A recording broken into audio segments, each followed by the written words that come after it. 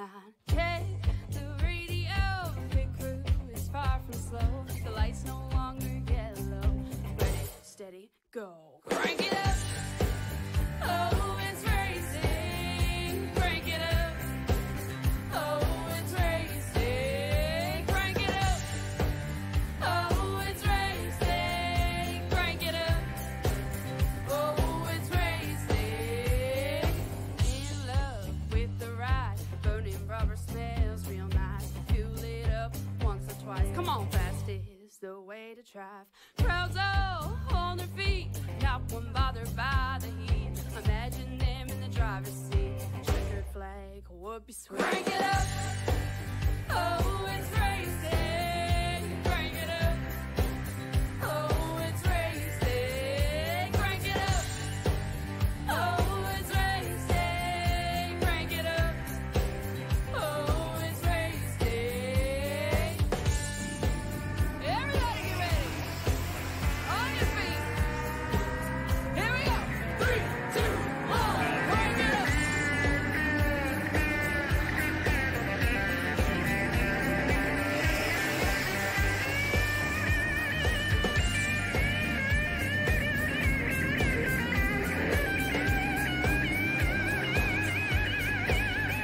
Crank it up. Oh, it's racing. Crank it up. Oh, it's racing. Crank it up. Oh, it's racing. Crank it up. Oh, it's racing. Crank it up. Oh, it's racing. Crank it up. Oh, it's racing. Crank it up. Oh, it's racing. Crank it up. Oh, it's racing. Crank it up.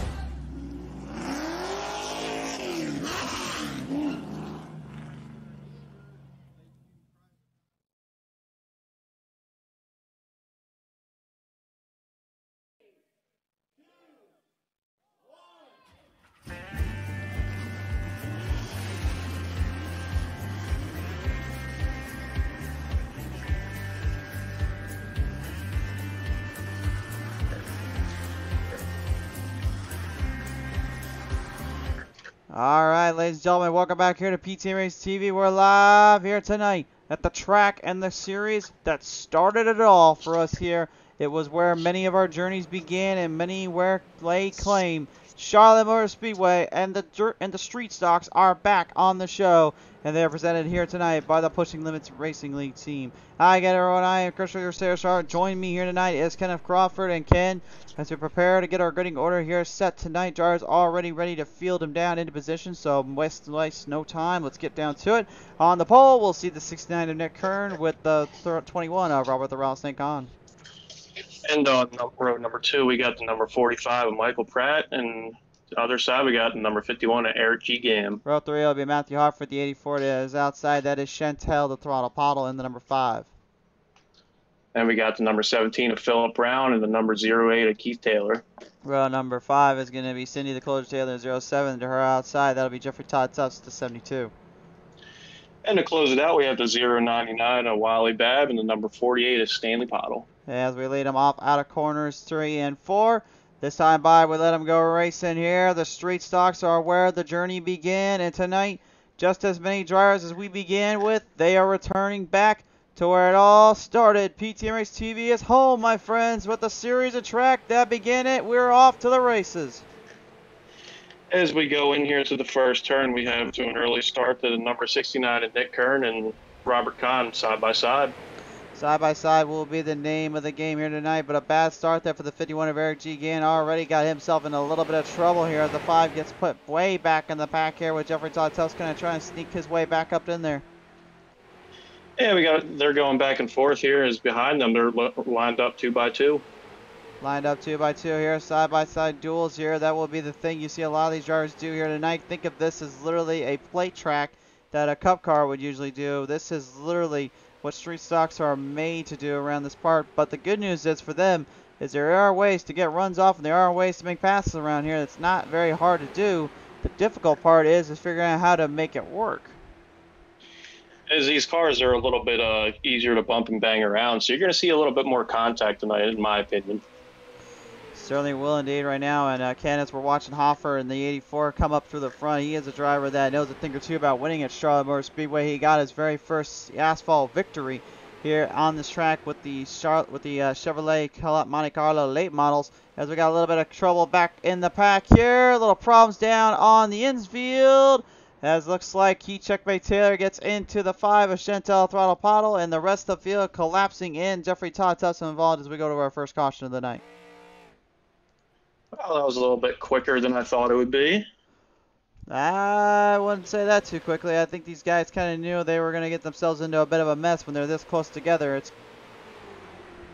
The good news is we can at least finish the race like Talladega, unlike Talladega, and this is what happened here. The 099 of Wally Babb, he lost control there, but for Key Checkmate Taylor, I'm not really sure if he just kind of overshot the corner or what happened there, but we'll take a look at his onboard camera here. This will give us another look at this here. There's Wally Babb, that 099. You can see he's kind of staring around, not realizing cold tires will mess you up a little bit. Just lost control there at the 08. I think maybe he's trying to get around some folks and ends up just kind of finding himself in trouble territory. Yeah, there's one thing that I figured out about these street stocks is they're a little bit heavier than the usual car, and once they come around, they're pretty hard to gather back up. Really got to kind of break them in a little bit more, kind of get the car to take a set and then straighten them out through the corner there. And that's kind of the hard part about this, is really finding that line and finding that opening to work off of. Yeah, definitely, as we got a couple people down here in the pits, maybe playing a little bit of strategy or just fixing their stuff after that caution. Indeed, indeed. And right now, as we get ready to field them back in, I think they'll go one more lap around, and then they'll bring the green flag back on out. Key Checkmate Taylor, though, is stuck in pit road here, and the former champion not having the season that he wants to do here tonight, obviously. His first season started out great with a win in the 87 Cup cars there. Of course, I'm talking about the Thunderbird and the Monte Carlo. But unfortunately, it seems like ever since then, he's been on either a tandem of trouble or he has not been able to find his grip and find his run as much as I think he was hoping for. Yeah, it seems like he can't really catch too much of a break this season so far, but it's still early yet. Still plenty of time to get things figured out, dialed in down here. As right now we take a look at the 17 of Philip Brown. Keep an eye out for that Red Bull 17 machine. Last time out we saw him was Sunday night, of course, and man, the fight he put on there at Nashville Super Speedway. Did a great job hanging with the field and hanging with the drivers. Had a great final battle there with the 5 of Chantel Pottle. You saw her get involved in that little wreck earlier on, too. And there is one little story we'll save for later on as she starts to move her way to the front, but just note that this track has a little special meaning for the throttle. You'll hear more about that later on as we are getting ready to turn lights off on the pace car and bring the stars and the cars back to life.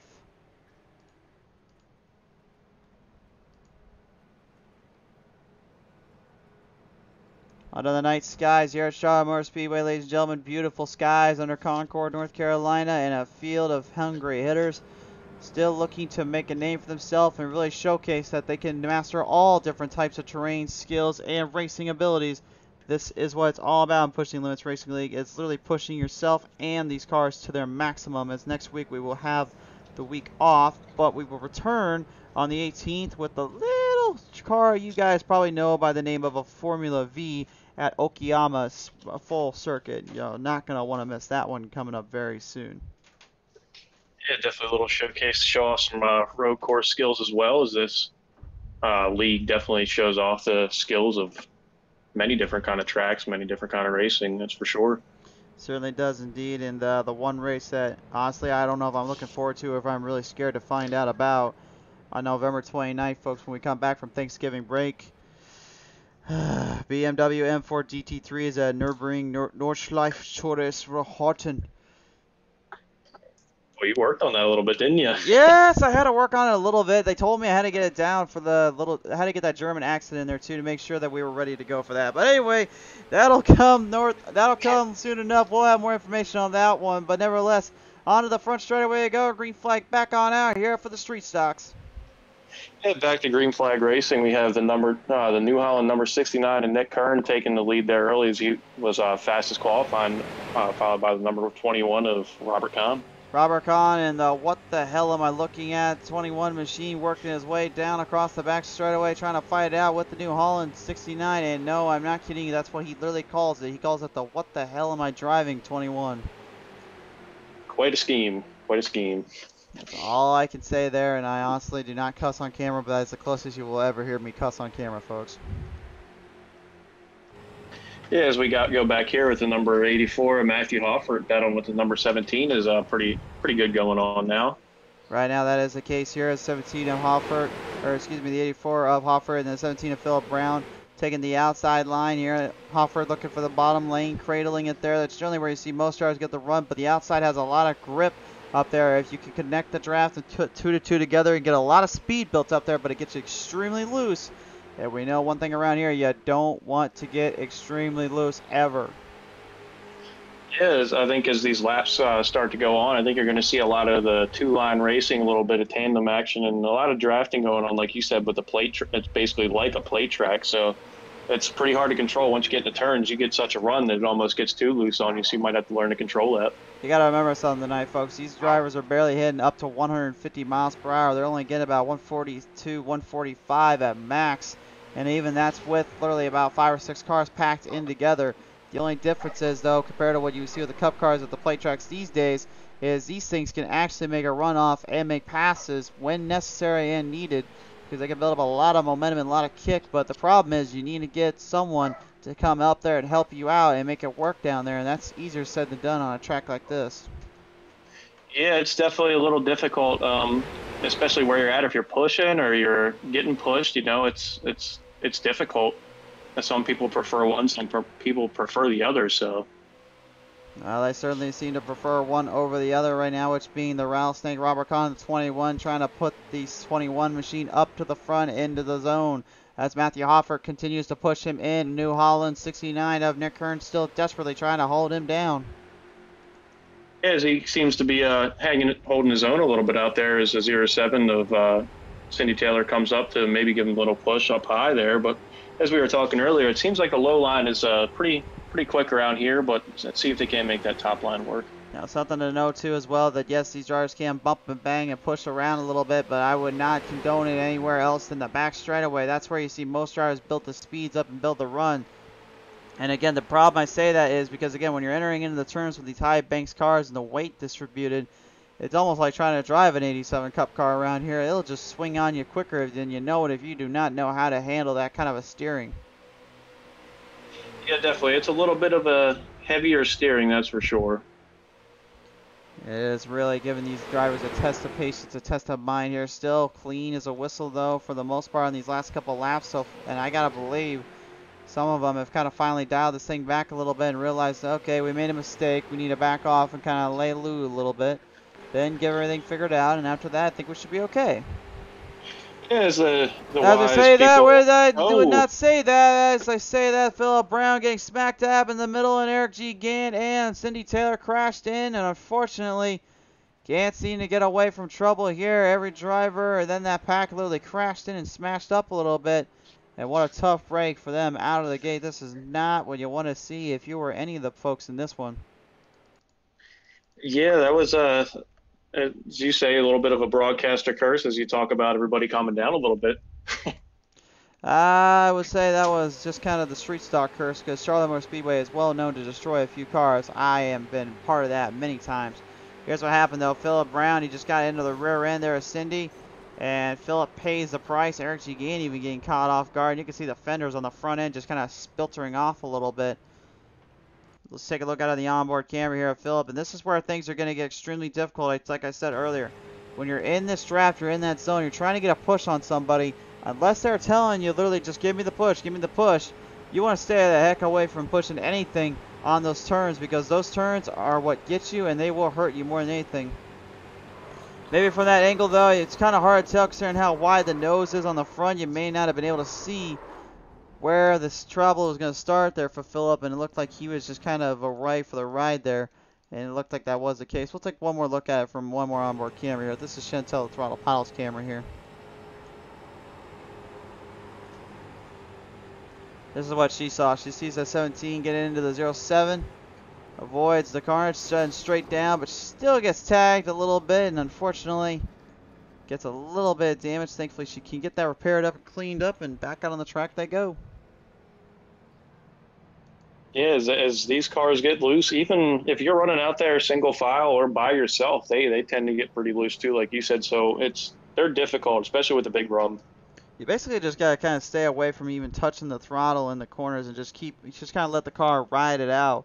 Just keep your foot on the throttle and keep it down there, of course. But I'd say probably the toughest part is when you start to get loose, you need to start catching it by simply just sliding in and around a little bit to help it out. But the hard part again is just if you're experienced with that kind of top heavyweight kind of a car, it really makes it a lot more tricky to figure out how to get better at it. So yeah, I would definitely agree there.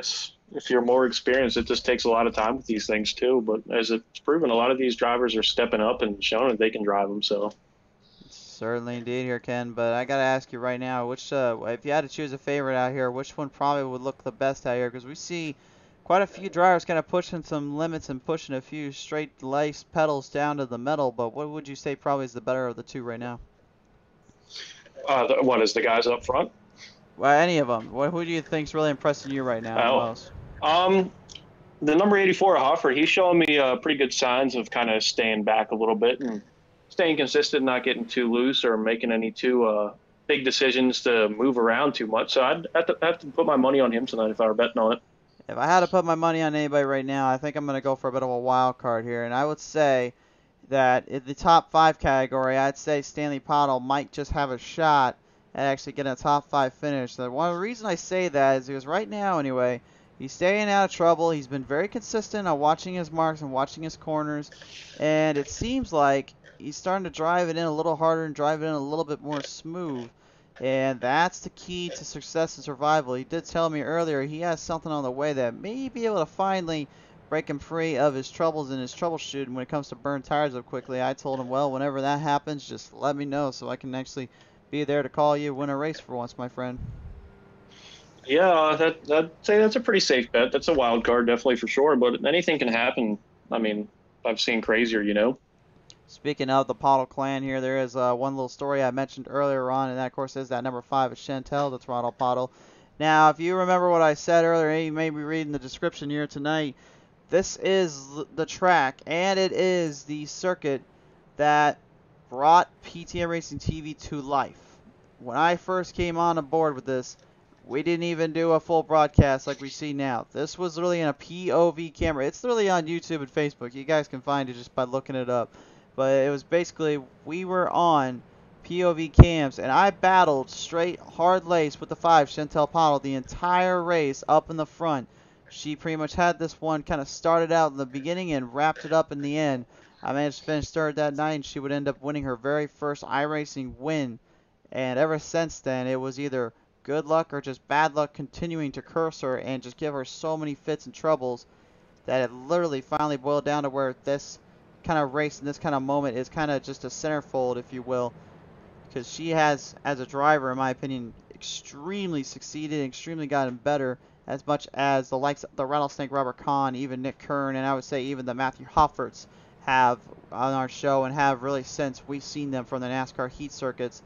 It has just been a change in scenery and a change of landscape, but they have been able to adapt extremely well to it. And right now, looking at what we're going to see here tonight, I got a feeling that that will be what we'll continue on with. Yeah, definitely. As you say, watching these guys and girls come from the beginning, they've bloomed up for sure. But we're going to go back to the green flag here, I think. Well, we will indeed here when you see that pace car come off the track there, Ken. I can tell you one thing. That means usually the green flag is about to pop up from our flagmen down there as they center them off to the right. We're off and running once more. As we go down in here into turn 1, it looks like the 099 is going to give the push of number 69 to Nick Kern. Drivers looking for runs wherever they can find it here, trying to go outside or go inside looking in, as Nick Kern does get a bit of a run off. But Hoffer's got the bottom line, drived in pretty quickly. He looked like he may have an opportunity to take over Kahn's spot. The problem with this line here, though, you got to be careful of is you need to not open up that bottom line on the back straightaway.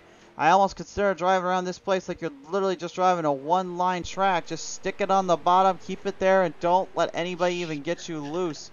Forget about the rest as I see that. Oh! Huge wreck right on the front straightaway. The 5 jammed into the wall, but as you can see her spin the tires around. She got that thing fired up real quick, but yikes. What a smash and a half there for the number 5, Chantel Pottle.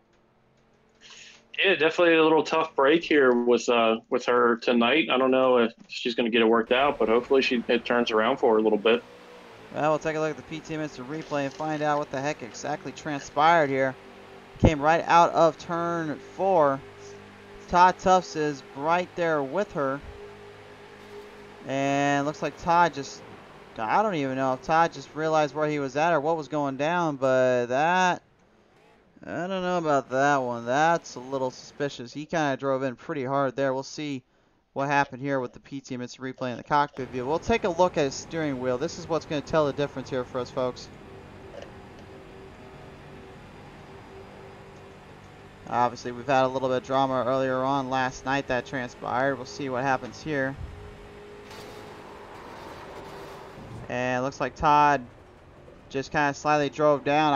I really don't know if maybe the spotter just told him that she was down there or what was going on, but when you're in that circumstance, the first thing you never want to do is literally go down low when somebody is right beside you. And I know those spotters tell you all the time, they're still inside, they're still inside. Just trust me, iRacing sets those things up to literally do that all the time. Yeah, you got to have pretty good trust in those spotters, that's for sure. And obviously these guys and gals cannot be using real life in-person spotters. Obviously they are not allowed to. Not any of the leagues we see most of these guys in usually can have in real life spotters. However, there are a few leagues out there that can. So, but I think that kind of makes things a little more fair and interesting, if you would say so myself there, Ken. Yeah, I think it creates a little bit more of a baseline for everybody, so there's not a lot of whole different factors. I think it proves that it's who's the better driver, in my opinion, and that's my way of thinking. I think that's a pretty good idea, you know. For sure. There right now as the drivers get ready to suit back up. Right now I'm getting word as well there was a little bit of a glitch down there, so they have unlimited repairs, so they may want to be careful about that. If anything, they still are looking at official footage, and they ain't playing jokes around here at games, so they better be careful about this. No, those producers got a really good eye, and they'll catch you even if you're slipping just a little bit.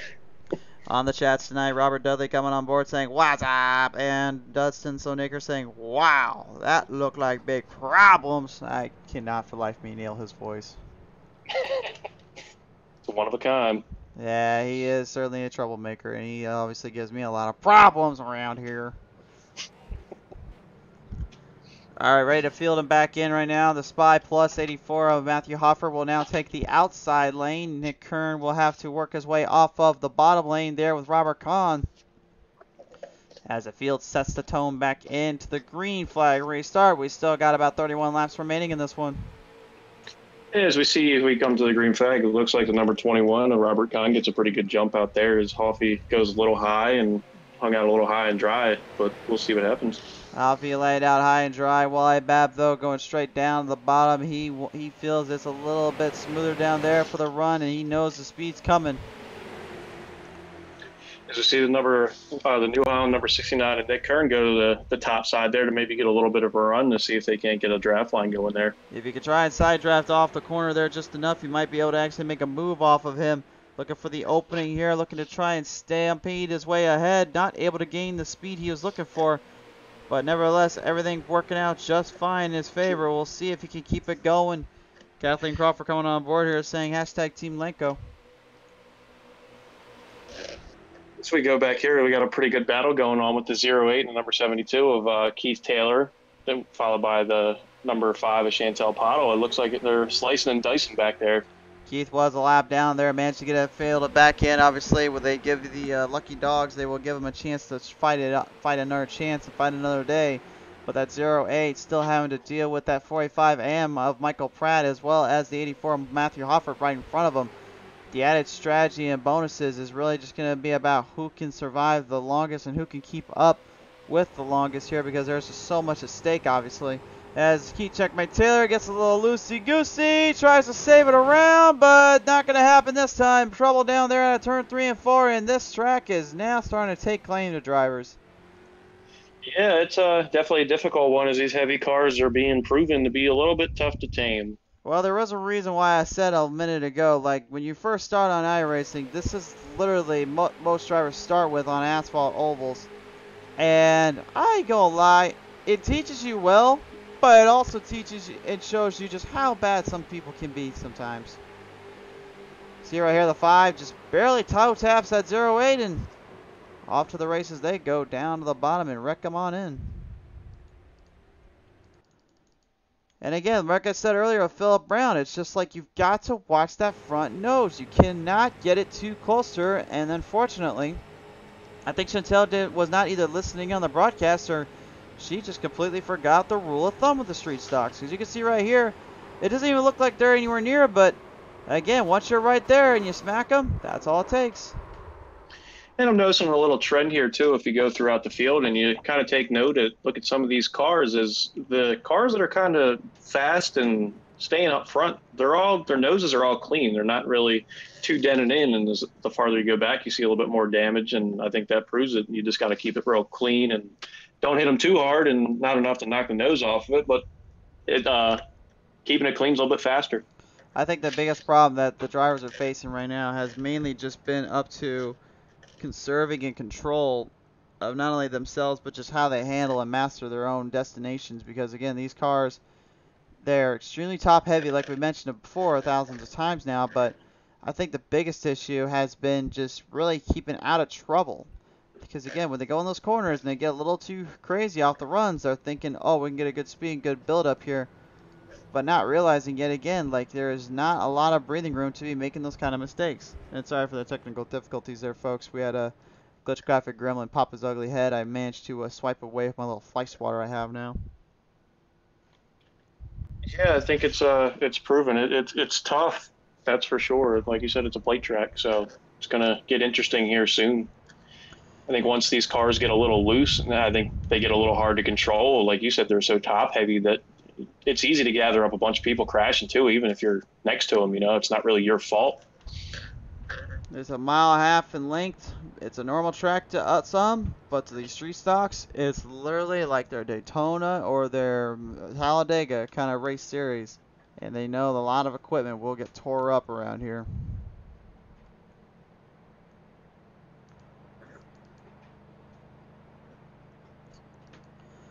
Currently fielding him down right now. The Eric G. Gann, that 51 MR Customs machine, still kind of in the hunt.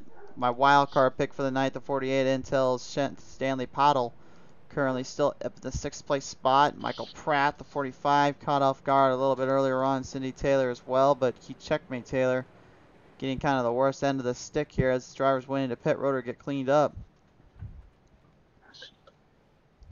Yeah, and it looks like our picks are a little up there as your driver, Stanley Pottle, is moving his way up, and the 84 Hoffert's kind of holding firm in that 3rd to 4th position range. Absolutely indeed. Right now, as we go back to the restart here, we will finally reach halfway to go. 25 laps remain here.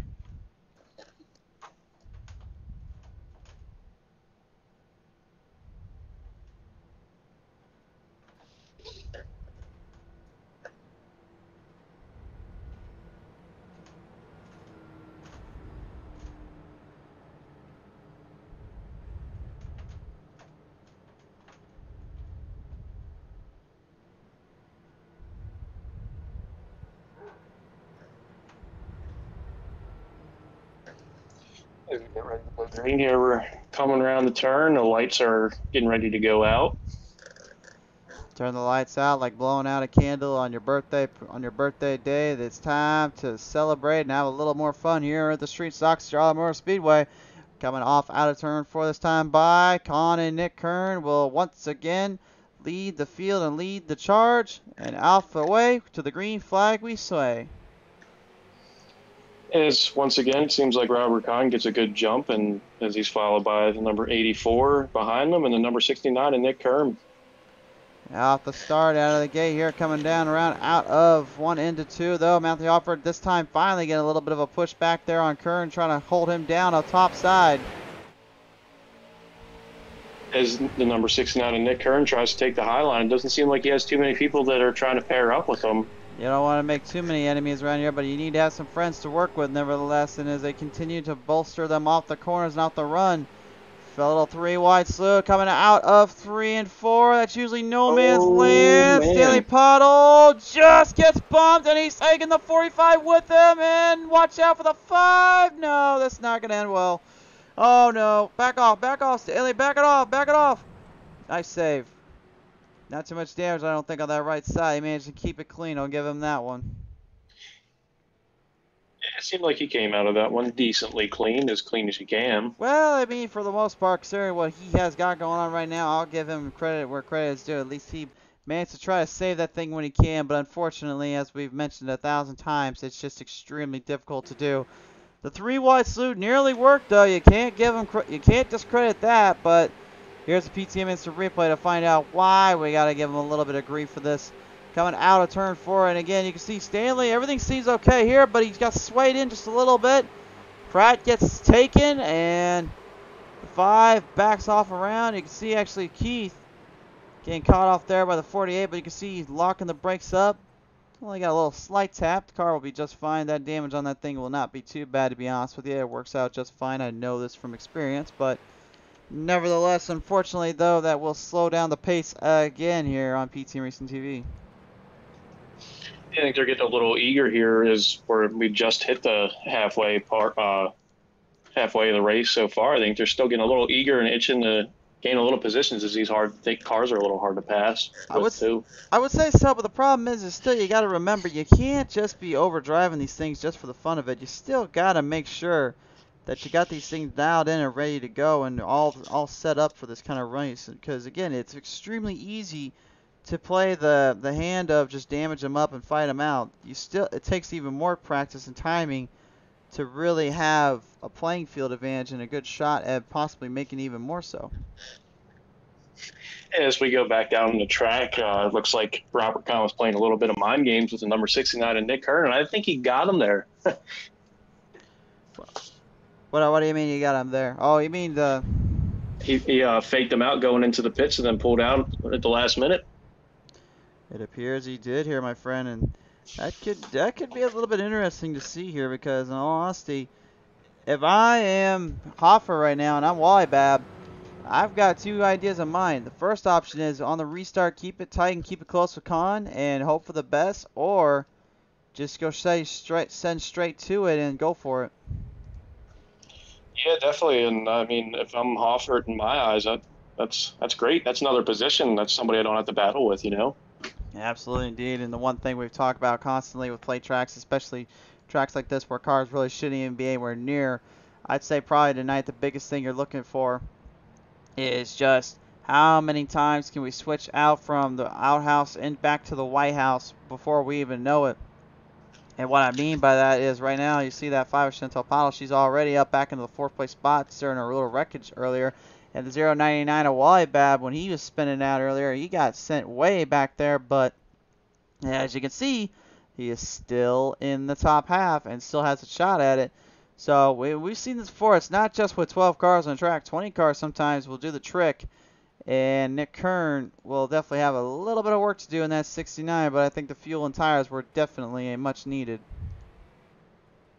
Yeah, fresh tires, full tank. It could play out to an advantage if the race keeps going the way it is, I think. But it's definitely not going to be easy, that's for sure, to make its way up front. And Bobby Kahn apparently thinks it's funny to type in the chat. Meanwhile, he is currently on the track here. Kahn, stay off your phone and take care of your car, for crying out loud, dude. You already put your big face on there. Yeah, no texting and driving, man. He doesn't know any better sometimes, I swear. All right, back to the action here. We've got 20 laps left to go here to finish out. And right now, top 5, Robert Kahn, Matthew Hoffer, Wally Babb, Chantel Bottle, and Cindy the Closer Taylor on the outside. Then Philip Brown, I guess you could say, on the inside. So technically top 6. Brown has been pretty on the edge, eager to get moving here. Chantel being very careful now at this point. I think she's really just starting to pay closer attention to what they're doing up there and really looking for the battle when they can get it. Yeah, keeping your nose clean, as I said earlier, and seems like it's working for her, working her way up slowly. Certainly indeed, but now Hoffert, we know one thing, he has been winless for a little while. He wants to get that redemption back in him. I've actually raced him on Nashville Fairgrounds Speedway as of late, and he's knocked me down a few pegs twice already. But would love to try to knock him off once sooner or later. But right now at this time, not racing him, calling for him. He's going to get off the start here in the street stocks and bring it back to life and looking to charge up on the con. Yeah, as we go down here back to the start, the number 099 is giving the number 21 a kind of push. That's the only way to work around this track. You just got to start pushing and start shoving as much as you can. Hope for the best here. Working their way down across the back straightaway here. The K1 Speed 099 is now on a full throttle shot here. Yeah, as we go back farther, we have the number 84, Hoffert, side by side with the number 5, Chantel Pottle. As they lead it in right now, seeing a little bit of slipping and sliding. You heard the tires kind of coming off guard there. Stanley Pottle being one of them, and that 48 Intel machine calls in for the caution to come out. Trouble there for the 48. What happened here?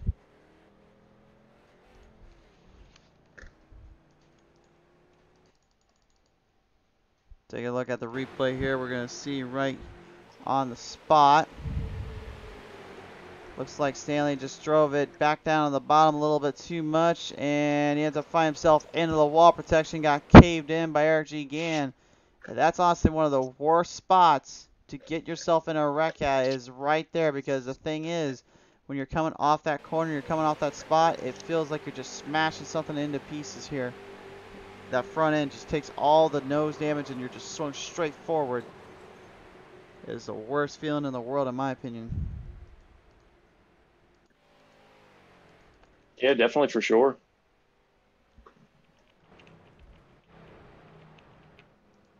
All right, field now getting stretched back around and fielded good.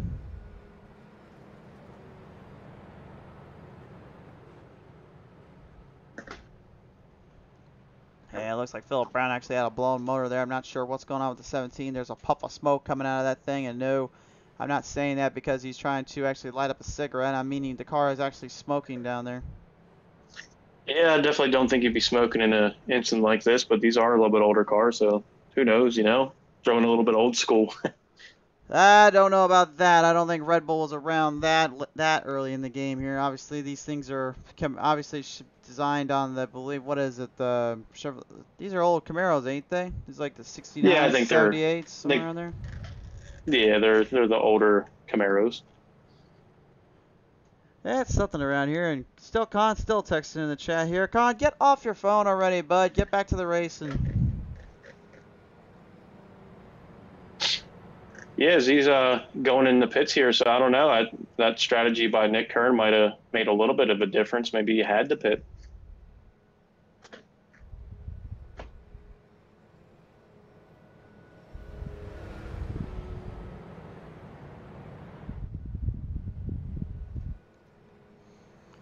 Field getting back into position. They're running out of laps too, so now timing becomes a really big struggle, holding a strangle on what you have to do here.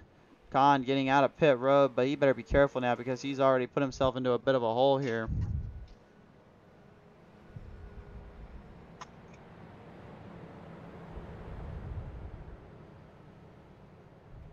As we go up to the front there, we have the, looks like the number 099, and Wally Bad leading them off.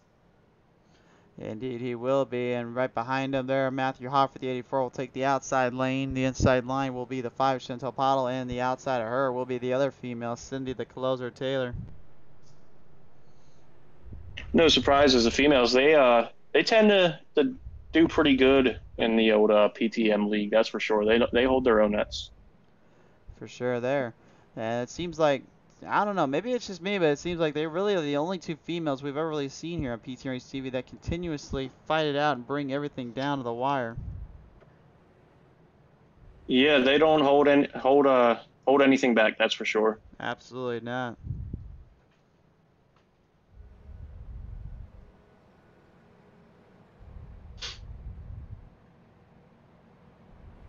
As we're getting ready to go back green here at lap number 35. Coming right back around here. You can see the pace lights are off, and it looks like we're going to initiate a single file restart. Looks like we're not going to be doing the double files no more. As we get ready to get back to the action here right now, the 84 Matthew Hofford still searching for another victory here on PT Race TV, and he feels like he is owed one, especially after the wars he dealt with a few of these drivers. Not mentioning Ames specifically, but you could probably take a guess out there because there was a few of them that gave them a lot of trouble and a lot of heartaches throughout the series and throughout the races they had went to war with.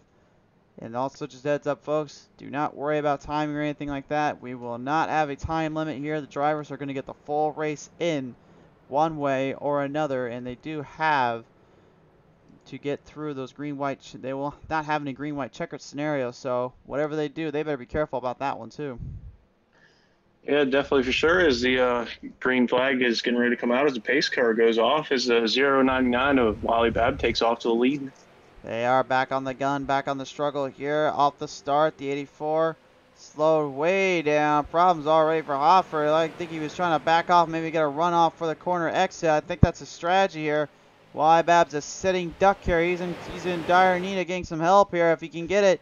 Straight to the inside. Hofford sees the door. It's wide open. He goes for it, takes advantage. The 5 will follow right behind. Yeah, I think that's a good move for him as the number 84 goes and takes the lead there. It looks like the 099 of Wally Babb was a little bit hesitant to make that block, but maybe he should have. I don't know. The Raiders, 07 there, Cindy the closer. Taylor right now is trying to muscle and charge the offensive line ahead as Wally Babb continues to try to defend and block with a great strong defense, but unfortunately for him, like most NFL players in the defense line, they don't think too far about it because the 45 of Michael Pratt has something to say about that. Crash it in, and even the 07 gets a clear cut out of that one. Trouble. Driver smashed in, even Stanley Pottle getting a huge lick out of it. Yeah, that was a little instance, I think, of just getting a little loose and not being able to really do too much about it. Certainly indeed there, but we'll take a look at the PT Mr. replay and take a look at this one. Looked like maybe Michael Pratt got a little off center there, as you said there, Ken, but just got the very last bit of it. Pratt was slipping up a little bit in the corner and started that whole chain reaction. We'll go to his camera here in just a second just to show you what we're talking about, but ouch!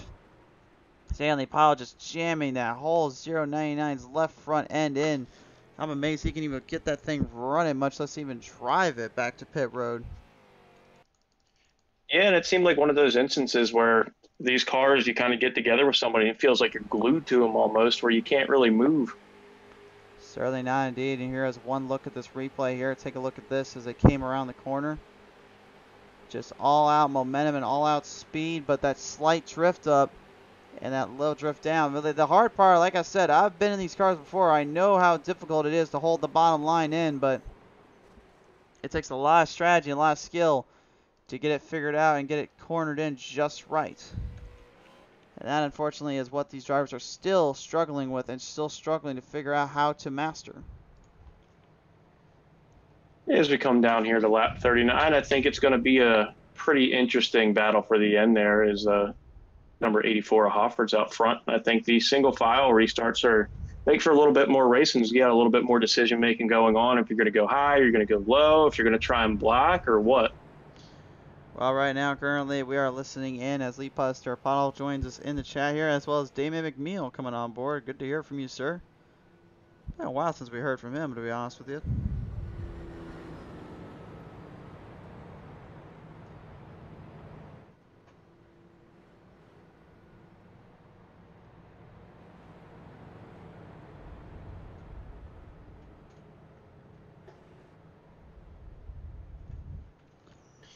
Coming right off, they will do one more lap around, and then it'll be 10 laps to go. And remember, I believe they said they had a little trouble in the system getting the green-white checkers set up, unfortunately. I do know the instant repairs were not supposed to be what they were given, so unfortunately, I believe iRacing gave them about as much of a headache and trouble as Facebook did. So iRacing kind of giving us some technical difficulties and glitch graphic gremlins around here. That's definitely not something that anybody would have expected, but Then again, nobody expected for 6 hours today that Facebook would just completely tamper itself up for it since there was like an 08. Might as well call it the PlayStation Network half for crying out loud.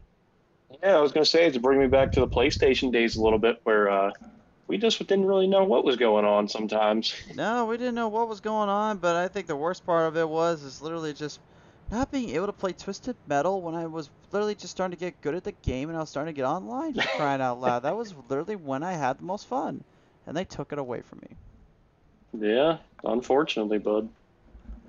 Well, they're ready to get back to the action here, ready to field them down. 10 laps remaining, race fans. I'll ask you in the comments section, and I'll ask you here if you're watching on YouTube, watching it back, who do you think will win this one, and who is going to be the victor here tonight? If you are watching our YouTube, Ben, you missed the live feed earlier. We did have a live race that we have posted on Facebook as well, but to catch all the action from the YouTube, Ben, it's all down there as well, so be sure to subscribe down to our channel on PT Race TV, and be sure to go ahead and like and follow us up here on Facebook while sharing around on the streams then, as well as our YouTube streams then when it comes up. And also catch up all the action with Twitter and Instagram. We always have something going on down there and something telling you guys what's playing out. As we're getting ready to go back to the green, Key Checkmate Taylor might be my dark horse now because he's now moved into third. And that's kind of that's honestly the safe zone if you ask me. Being up in the front half is very dangerous, but I feel like the third place spot is a safe zone when you're on these restarts with these cars. Yeah, it's always interesting if you're back in that third spot to see where it's going to play out. You see which line people are going to take, if they're going to try and go low or go high, and I definitely agree with you there. I think that's the best spot to be in, that's for sure. Well, they're about to find out whether or not if it's going to be that way or not as we continue back on here at Charlotte Motor Speedway. Concord, North Carolina is not done with us just yet, and off the restart, Hofford managing to hold back the run, continuing to defend the bottom. As a 08 of Keith Taylor goes high, followed by the New Holland number 69 and Nick Kern. Leading him back in, the Rattlesnake Robert Kahn actually getting a little bit of help there from Philip Brown, the 17, trying to make something mustered up. Kern is definitely getting some help there to keep Checkmate Taylor as Hofford has the early advantage in the race lead. Can he hold down the fourth though and hold the bottom line in just enough to where the outside can't catch him? You can see the 5 though, she's doing exactly what I said earlier on. You've got to hug those corners and you've got to stay glued down there. Don't even think about drifting up slightly. Just stay glued to the bottom end. Let the car run off there. As we go back here, and as I know Robert Kahn a little bit personally, he always says he likes a little bit of a challenge working his way up through the field as he's slicing and dicing back here, trying to make his way up. This man literally had given me so much grief and headaches on Talladega, Daytona, on NASCAR Heat. He's given me more grief just as much so on literally the other Talladega, Daytona tracks, no matter what car we're running. And he's showing you why he does that in general, is he's still pushing and fighting his way up. Probably screening his loudmouth off at everybody else here as you see him moving ahead. And no, I'm not trying to make fun of him. That's really what his facial expression's doing there, guys. Get with the jokes here. Yeah, well, they're definitely not going to make it easy for him, as it has been proven right now. Certainly not indeed. Here as they go 3 wide, Sloan right behind him there on the back straightaway now. Nick Kern, the 69 in the middle. He's the meat of the sandwich. Key Checkmate Taylor trying to get out of that mess. He knows what happens down there. Philip Brown sneaks his way back in. Tatas, what is he doing? He goes wrecking for a ride. A huge pile up. That's turn for the whole field. And in the front stretch gets into this. Is there a car that didn't get involved with that one? Nick, I believe only Chantel Bottle, Matthew Hoffer, and Nick Kern are the only safe zone drivers. Everybody else got a piece of it or got into something of it. Man, that was the big one. That is the Charlotte Motor Speedway big one, I guess you could say. What a mess. What the heck happened here? We're going to take a look at this one from a multitude of angles. But first up, let's talk about Todd Tufts, because that was the first driver I called up on right out of the gate because I saw that coming out. He was getting loosey-goosey, and I didn't think he was getting anywhere in trouble. I don't know. Looked like maybe he just overdrove the corner just a slight bit, but he was loose and kind of started that whole train reaction, unfortunately, and everybody just got mixed in and really messed out of the proportions. That was a hard little lick for every driver involved. Taking a look at the 3 wide salute between Nick Kern and them, they definitely had a very good spot at taking the runoff, but as we go on board with Robert Kahn, you can see the 3 wide was the last thing they worried about up until Todd Tufts got into this. See Todd just barely spins it. 17 gets into a kind of a mess, and then everybody else just kind of taking you for a ride. And this is what a pileup looks like here at Charlotte. It's kind of tough there to keep yourself clean in that's for sure. One more look at it here from one more angle here, guys, just to give you guys just a better sense of how bad they wrecked. This is from our blimp cam up top, and you can even see the Charlotte Roval track there as well. But look at this right here. Actually, I take it back. Nick Kern got involved in that too, actually. He did get a piece of it. So Matthew Hofford and Chantel Bottle were the only two drivers that didn't even get involved in that one. As it proves to be, some of the crafty veterans out there knowing what they're doing. Apparently so here. That was a big break for both drivers, but how many more times will they get Lady Luck on their side? We know that the power of chaos likes to come at the worst ends of times if the Talladega race today has anything to say for it. And by the way, just for the record, congratulations to Bubba Wallace as well on your race win there. And folks want to come at me for that, be my guest. I'm not a huge fan of him, but I will congratulate him on his first Cup Series win. So there you go. Hey, I can still congratulate drivers even if I can be a little bit biased on the actual NASCAR end. Come on now. That's part of being a racer, bud. It is true. Being a fan, you like some drivers, you don't like some others, and you that's just part of racing, It is indeed, but nevertheless here, we're getting ready to field them back down in, ready to get this one finished out. We need to get this race finished up here, my friends, because right now they'll have only 4 laps to go, and this could get a little tricky here. Chantel Bottle knows she's going to need to make an opening and make a move quickly on Hoffert. Hoffert is looking to defy and defend off all those who trespass and try to get around him. This is a major, major spot coming up. In my opinion, if Chantel wants to win this, she needs to do a big maneuver within the final 2 laps. As long as the caution doesn't grow, she has a chance here. Yeah, but don't count that New Holland number 69 and Nick Kern out there either. Like we were talking about earlier, being in that 3rd position might work to his advantage a little bit to see where they're going to go. All the drivers that got into that mess there, they got cleaned up, got fixed up a little bit, and right now, I gotta believe they've got to be a lot happier about that, knowing they're okay. But this could get very, very interesting. I will say that much as they lead them off out of turn 4. Chantel slowly backing off a little bit, maybe just giving a little test of the brakes and a little test of patience for Hoffert. We'll see how much that plays into the factor here, and maybe gets them a little bit woozy as they bring them right out of the corners of the front straightaway in the restart zone. It's time to get back to it. As Hoffer gets a pretty good jump there. Curious to see where the number 5 goes. It looks like she's going to inch up and maybe try and go low a little bit. I don't know. She's going to need to find an opening quickly. She's going to try and push the 84 Hoffer a little bit and then go straight for the outside, I bet. There's only 2 ways to move it. Outside or literally just push them out of your way.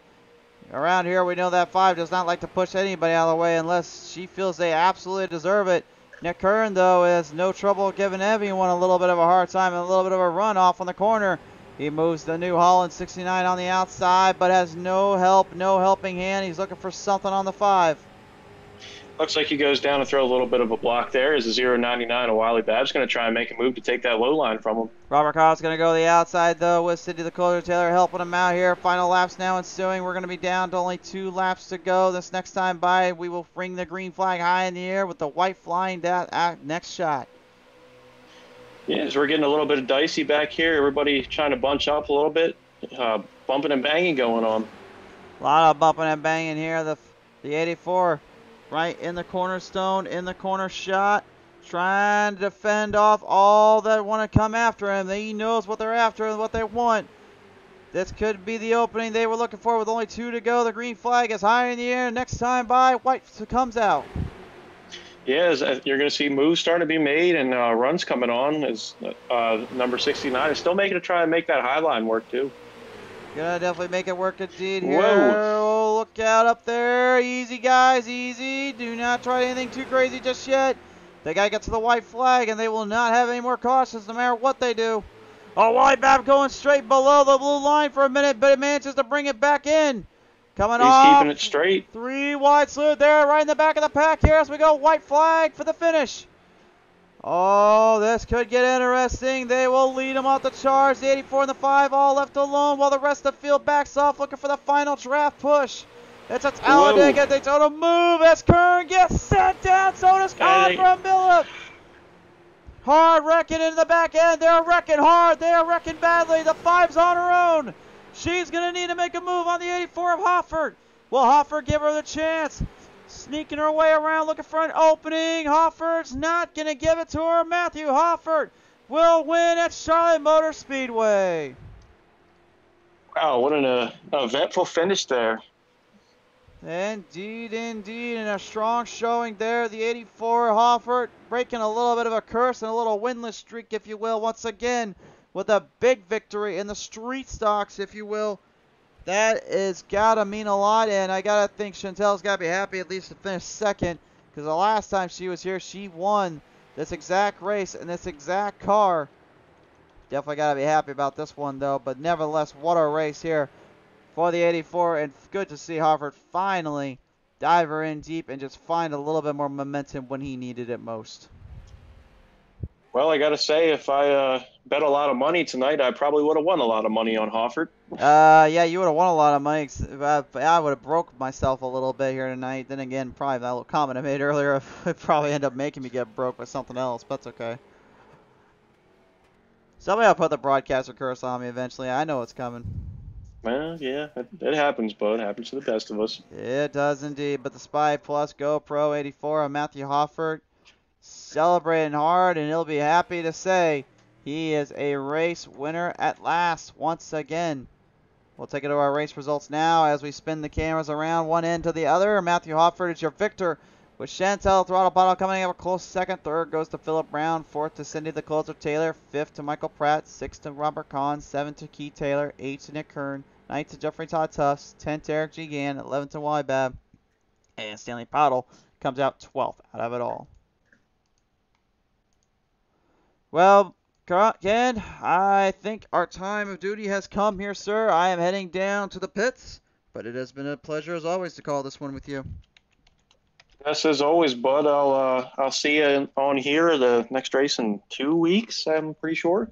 About 2 weeks, yep, and then hopefully see you on the dirt here a little bit soon enough. Come Wednesday night, but we'll see how things play out, bud. Yes, sir, bud. As always. I appreciate it coming on board, ladies and gentlemen. Kenneth Crawford, everybody. All right, we're heading down there right now. We're going to go ahead and bring in our top three in just a minute as drivers get kind of cleared up and get their senses figured out here. What a finish there. Coming to the line, coming to the end. And for this driver right here, he's got to be more happy than anything else, because this was what he wanted to see. This is what he finally wanted to bring to the table. Ladies and gentlemen, your race winner tonight, Matthew Hoffert, the 84. And Hoffert, whoo boy, you had a lot of blocking to do here tonight, more than most NFL teams have to do these days. Oh, you're telling me. That was a lot of blocking. And also, no pit. I didn't change tires, didn't add fuel, didn't get in any wrecks. I had excellent pushing from Chantel there at the end, and that was fun, but that was a challenge. It certainly was indeed. You had a lot of playing and feeling out moments there, obviously coming closer to the end, but nevertheless, you still found a way to charge up the last bit, that last run, and it worked beautifully in your favor. What really was the thing that got you into that position in that zone? Well, once we hit single file restarts, I'd gotten around Wally there on the backstretch, and Chantel had pushed me past Wally. And after that, that was it. That's all she wrote, and I kind of hung out front the whole time. It was indeed, but nevertheless, it was still a strong showing and a great battle to the end. So, Hoffert, I got to ask you, as you are walking away with the W finally and a victory here, is there anybody you want to thank for that? Oh, everybody here at Pushing Limits that came out tonight and ran with us. I appreciate all y'all. PTM Racing TV for the broadcasting every week, putting us out there. And friends and family watching at home. Appreciate it, and looking forward to next week. Absolutely indeed. Well, nevertheless, Hoffert, congratulations once again, and it's good to see you back here in Victory Lane, sir. Thank you. Matthew Hoffert runs away with the W here tonight. Coming in at close second place, though, of course, the throttle Chantel Pottle joining me here down in pit road. And Chantel, the fact is you started this whole iRacing journey with this race win at Charlotte Motor Speedway in this exact car. How much of a difference does it feel from that start you had to now? A lot of difference. It feels like they made the cars a little looser than what they normally were, actually. But other than that, it was a fun race, only for all the wrecks, and I finally got back up to the front, and I just kept it there. You seem to be doing that a lot more often, obviously, as of late. It seems like no matter what kind of series you're in. I know little of that may be in the equipment, but is the experience and the skill finally starting to kind of come at play from what you've learned from Heat to iRacing, you'd say? Oh, nothing from Heat will ever come to iRacing, but yeah, I am better on iRacing. Fair enough there. Well, nevertheless, though, obviously, second place finish here tonight. Been 1 and 2, pretty much been how you playing now here at Charlotte. So who do you want to thank you for that? Everyone at PTM Racing TV and everyone that ran Pushing Limits. All right. Well, nevertheless, Chantel, congratulations on your race win. Good to see you finally back in the top 3. Thanks. Chantel Throttle Pottle coming away with the second place finish here tonight. And our last of our drivers to talk with here will bring us down with Mr. Philip Brown. Ladies and gentlemen, he joins me now here in out of pit road as he hops out of the car. Philip, all I can say is, man, we were watching you down there out of turn 1 and 2. It looked like something went wrong and ended up getting into a bit of a pileup. How the heck did you get that thing to third place? I mean, dude, I touched the apron. I feel so bad for Robert. He was on my outside, and I just shot up the track. And it looked like 6'9" got loose in front of him. So it was just a stack up. These cars, you draft up so much. And I was going down the backstretch, and Wally got turned by the 51, and he comes shooting back across the track, hit my left rear, and I saved it off the 45. And I still don't know, man. It was fun racing. I ain't never had so much fun in street stock. Yeah, it certainly seemed like the race itself was a bit chaotic as much as it was fun to deal with. But, hey, man, I got to ask you this, though, real quick. You've been pretty much now in the top 3 section twice as of late here on PT Race TV. Is there just something down here you're starting to figure out with the tracks and the cars you're running? Honestly, I think it's patience. I take care of my tires better than I think some drivers do, and I think that I can last longer runs. And it's really paying off. Just being patient. It certainly is, and you ended up walking away with the third place finish here tonight. So, Philip, who do you want to thank you for that? I would definitely got to give a shout out to all my Australia friends out there. I know Danny Graham's always in the chat, and I got to give a shout out to Medical Motorsports, man, for this great run. So I appreciate it to everybody here at PTM, and thanks for calling the race, Chris. Absolutely, Philip. Congratulations on your third place finish, sir. Great to hear from you once more. Thanks, buddy. Ladies and gentlemen, your third place finisher here tonight. Give it up for Philip Brown, as well as our second place finisher, Chantel Pottle, and the race winner, Matthew Hoffert. Great showing by all drivers involved and a great night of action here. Race fans, we're signing off here at Charlotte. Tomorrow night, we'll visit you back. If we haven't already got another phone call saying we need another doubleheader, we should just have one race. It's the Fast and Fun Cup Series, and they're heading back for a little motor course mayhem here. So be sure to stay tuned with us and stay tuned on our show. Like and follow us on Facebook. Head over to the YouTube. Subscribe there. You will catch all the action, and I guess you could say you can catch exclusive streaming there for every now and then. But nevertheless, race fans, thank you so much for tuning in. From the bottom of our hearts, thanks for coming out. We'll see you next time when the green flag is flying high.